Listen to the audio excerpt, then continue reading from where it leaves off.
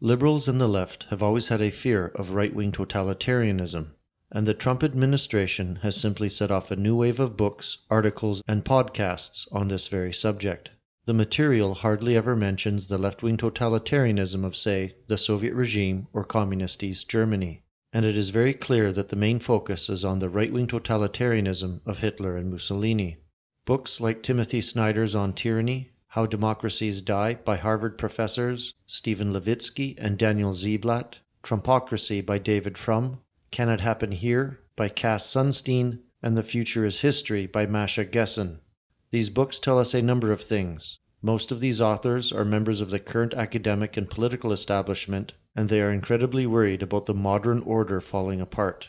All of these writers are Jewish, which means that we might be looking at specifically Jewish liberal fears as opposed to white liberal fears. And the sheer volume of these books that are being published now about this subject also tells us that the Jewish left establishment views a situation with totalitarianism to be an urgent matter.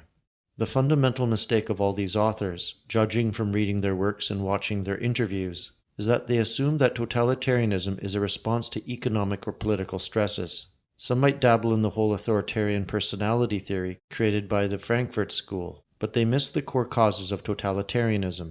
The core causes, whether you look at National Socialism or ISIS, are a decline in social trust, rapid social change, and cultural modernization, coupled with a sense of nihilism that pervades the society because of its moral decline and the desire of its intellectual elites to deconstruct the social norms of the past. At a fundamental level, this is the reason why the left is so afraid of right-wing totalitarianism emerging at this moment. They understand that American social and moral values have completely disappeared and that there is no common ground anymore, and that the common political and rhetorical space that all Americans once spoke and thought on is now gone and everything is up for grabs. And it is times like these where right-wing totalitarianism can take root. Many of these intellectuals are simply paranoid, viewing totalitarianism as being a lot closer at hand than the average American does. Most Americans take for granted that there will be another presidential election in 4 years, and the next 4 after that, whereas these particular intellectuals see that there might be something more revolutionary brewing within the West.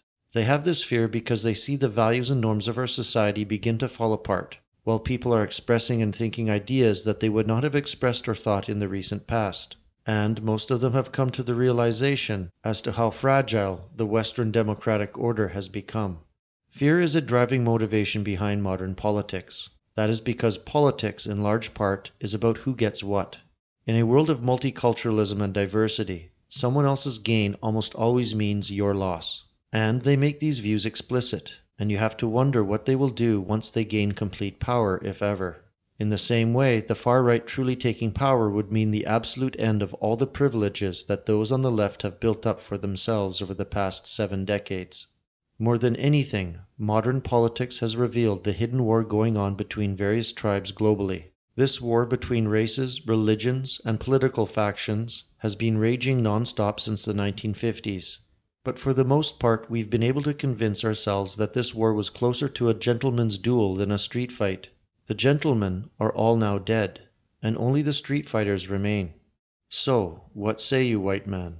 Isn't it time to take off your cap and pick up the brass knuckles? We cannot be gentlemen forever.